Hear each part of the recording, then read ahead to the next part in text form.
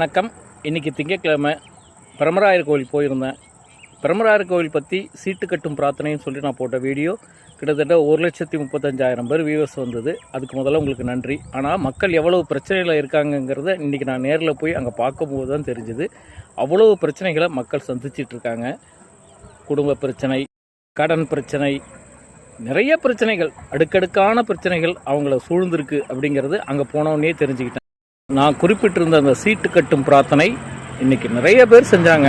உட்காந்து சுவாமிகிட்ட வேண்டிக்கிட்டு அங்கேயே உட்காந்து எழுதுனாங்க. நிறைய பேர் எங்கிட்ட வந்து பேசுனாங்க. சார் நீங்கள் தானே சார் அந்த வீடியோ போட்டது, ரொம்ப சந்தோஷம், ரொம்ப நன்றி, ஒரு நல்ல கோவிலை எங்களுக்கு அடையாளம் காட்டிருக்கீங்க அப்படின்னு சொல்லி சொன்னாங்க. எனக்கு அதில் ஒரு திருப்தி, மிகப்பெரிய திருப்தி. நிறைய பேருக்கு வந்தாங்க, நானும் சில பேருக்கு வழிகாட்டியாகவும் இருந்தேன்.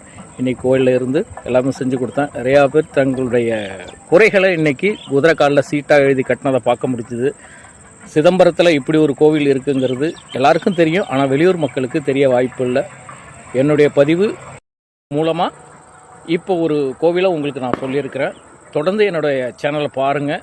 கண்டிப்பாக இது மாதிரி ஒரு அதிசயங்களும் அற்புதங்களும் உங்களுக்கு பலன் தரக்கூடிய கோயில்களும் நிச்சயமாக வந்துக்கிட்டே இருக்கும்.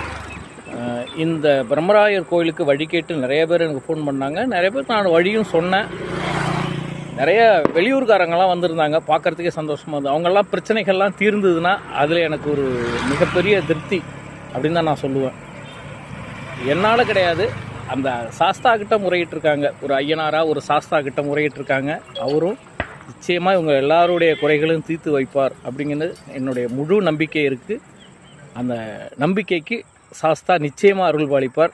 ஆன்மீகங்கிறது நம்பிக்கை, வாழ்க்கைங்கிறது நம்பிக்கை தான். அந்த நம்பிக்கை அப்படிங்கிறத நம்ம பயணிக்கணும். அதனால் என்ன குறைகள் இருந்தாலும் நம்ம சாஸ்தா கிட்ட சொல்லுங்கள். பிரம்மராயர் உங்களுக்கு நிச்சயமாக நல்வழி காட்டுவார். நன்றி.